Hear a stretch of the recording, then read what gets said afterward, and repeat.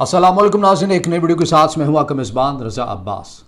सोचिए अगर इंडिया और पाकिस्तान के दरमियान तमाम मुआहदे ख़त्म हो जाए, ना सरहद पर कोई पेशगी इतला दी जाए, ना तिजारती राबते हो, ना सिफारतकारी हो, ना ही जोहरी तनसीबात से मुतल्लिक मालूमात का तबादला हो। दो एटमी ताकतें बिना किसी उसूल के, तहरीरी उसूल के आमने सामने खड़ी हो जाएं, क्या आप इस ख़तरे का अंदाज़ा लगा सकते हैं? ये सिर्फ़ एक मफरूज़ा नहीं है बल्कि एक मुमकिना हकीकत है, और पहलगाम वाक़े के बाद ये हकीकत पहले से कहीं ज़्यादा करीब है। क्या हम एक नए बहरान की तरफ जा रहे हैं?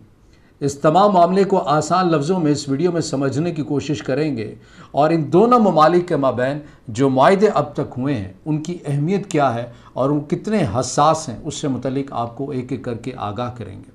अगर आप समझते हैं कि ये वीडियो आपके लिए मुफीद होगी और इससे जुड़ी आप दीगर वीडियोस भी देखना चाहते हैं तो फिर इस चैनल को ज़रूर सब्सक्राइब भी कीजिएगा और इस वीडियो को ज़्यादा से ज़्यादा लाइक भी कीजिएगा। बिना किसी तमहीद के मामले को शुरू करते हैं। नाज़रीन, पाकिस्तान और इंडिया के दरमियान ताल्लुकात कभी पुरअमन नहीं रहे हैं। 1947 की तकसीम से लेकर आज तक कशीदगी, जंगें, मुज़ाकरात, मशक़ें, ये तमाम मामला इसी तरह से चलता हुआ रहा है हमारे सामने। लेकिन जब ताल्लुकात इंतहाई नाजुक मोड़ पर आ जाएं तो दो तरफ़ा मुआहदों की हैसियत क्या रह जाती है? आज हम उन्हीं मुआहदों पर बात करेंगे, उनके पस मंज़र, नुकात और उनकी मौतली के मुमकिन असरात क्या हो सकते हैं उस पर तफसीली बात करेंगे। पहलगाम कश्मीर में हमले के बाद हालात एक बार फिर कशीदा हो चुके हैं। 26 सयाहों की हिलाकत के दौरान दोनों ममालिक एक बार फिर एक नए महाज पर आपको खड़े हुए नज़र आते हैं।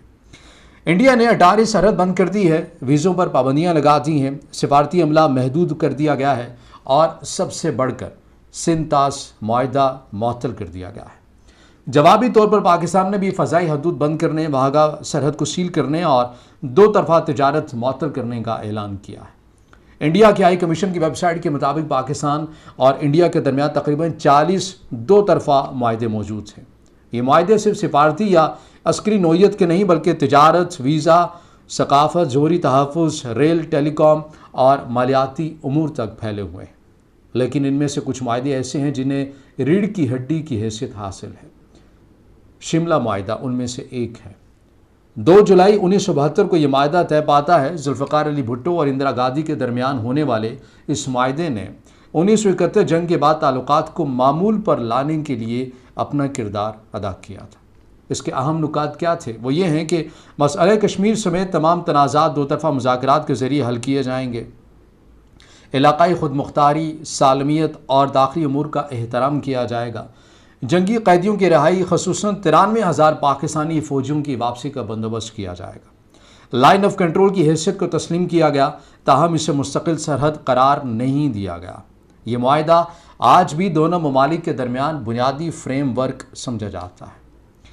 31 दिसंबर 1988 को दस्तखत और 1991 में नाफिज होने वाला जोहरी तनसीबात पर हमले की ममानियत का मुआहदा जनूबी एशिया में एटमी तसादम के ख़तरे को कम करने के लिए बनाया गया था।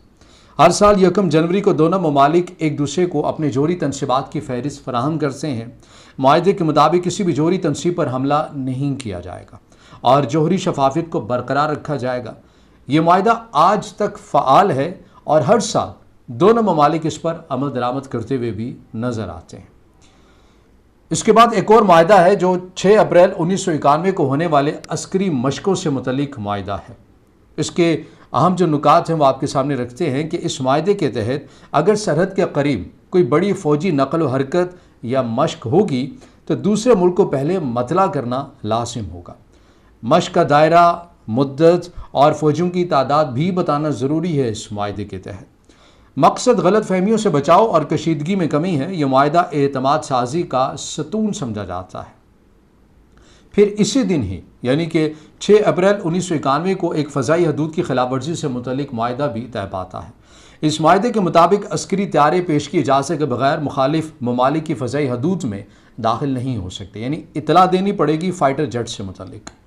हंगामी लैंडिंग या ओवरफ्लाइट के लिए बाकायदा इतला देना भी ज़रूरी होगा। ये मुआहदा ख़ास तौर पर उस वक्त अहम हो जाता है जब दोनों ममालिक में कशीदगी बढ़ रही हो, यानी कि जो सूरत हाल हम अभी देख रहे हैं दोनों ममालिक के माबैन। پھر ایک اور معاہدے کی بات کر لیتے ہیں جو 3 اکتوبر 2005 کو طے پاتا ہے۔ اس معاہدے کے تحت بیلسٹک میزائل تجربات سے متعلق خطے کے استحکام کے لیے معاہدہ بڑا ضروری ہوتا ہے۔ معاہدے کے مطابق کسی بھی میزائل تجربے سے پہلے دوسرے ملک کو اطلاع دینا لازمی ہوتا ہے۔ لانچ کی جگہ، تاریخ، نوعیت اور دائرہ اثر کی تفصیل دی جاتی ہے تاکہ غلط تشریح یا حملے کے خدشے کو روکا جا سکے۔ یہ معاہدہ اب بھی جاری ہے۔ پھر اس کے بعد 21 فروری 2007 کو ہونے والے جوہری حادثات سے بچاؤ کا معاہدہ ایک اور اہم قدم تھا۔ اس معاہدے کے تحت کسی بھی ایٹمی حادثے یا غیر معمولی واقعے کی صورت میں فوری اطلاع دینا ضروری ہے۔ اس میں ہوتا یہ ہے کہ جوہری تحفظ اور غیر ارادی تصادم سے بچاؤ کے لیے دونوں ممالک نے رابطے کے مستقل چیلنجز پر قائم کیا تھا۔ یہ معاہدہ ابھی بھی فعال ہے اور کسی بھی غیر متوقع صورتحال میں بڑا سہارا بن سکتا ہے۔ پھر 21 فروری 1999 کو لاہور میں ہونے والے لاہور اعلامیے کا ایک روشن مثال تھا۔ نواز شریف اور اٹل بہاری واجپئی کے درمیان طے پانے والے اس اعلامیے میں کشیدگی میں کمی، اعتماد سازی، مسئلہ کشمیر سمیت تمام تنازعات کے پرامن حل پر اتفاق کیا گیا تھا۔ دہشت گردی کی مذمت اور روک تھام کے لیے بھی مشترکہ اقدامات کا عزم کیا گیا تھا اس معاہدے کے تحت۔ بدقسمتی سے کچھ ہی ماہ بعد کارگل جنگ نے اس اعلامیے کی روح کو متاثر کر دیا تھا، مگر آج بھی اسے ایک مثبت اور امید افزاں کوشش کے طور پر یاد رکھا جاتا ہے۔ پاکستان اور انڈیا کے درمیان جنگوں کے بعد امید کی کرن بنے، لیکن سوال یہ ہے کہ جب ان معاہدوں کی معطلی یا خلاف ورزی ہوتی ہے تو کیا خطہ ایک نئے تصادم کی طرف نہیں بڑھ جاتا؟ یعنی یہ جتنے بھی معاہدے کیے گئے تھے جو میں نے آپ کے سامنے رکھے ہیں، یہ معاہدے تو اسی لیے کیے گئے تھے تاکہ دونوں ممالک بالخصوص 2 ایٹمی قوتیں، ان میں آپسی جو تصادم کا خطرہ ہے اسے کم سے کم کیا جا سکے۔ لیکن جب دونوں ممالک میں کشیدگی بڑھ جاتی ہے تو پھر ان معاہدوں کی اہمیت کیا باقی رہ جاتی ہے؟ کیا اب بھی 2 طرفہ معاہدوں کی کوئی حیثیت باقی ہے؟ فیصلہ وقت کرے گا، لیکن تاریخ ہمیں یہی سکھاتی ہے کہ مذاکرات اور معاہدے ہی جنگوں کا حقیقی متبادل ہوتے ہیں۔ اگر یہ ویڈیو آپ کے لیے معلوماتی رہی ہے تو اسے ضرور اپنے دوستوں کے ساتھ بھی شیئر کیجئے گا، لیکن آخر میں آپ کے لیے سوال ضرور چھوڑے جا رہا ہوں کہ اگر خطے میں 2 ایٹمی قوتیں آپس میں تصادم کے بالکل قریب پہنچ چکے ہوں تو پھر یہ جو معاہدے جو میں نے آپ کے سامنے رکھے ہیں، ان کی اصل حالت کیا رہے گی یا ان کی اہمیت کتنی باقی رہ جاتی ہے؟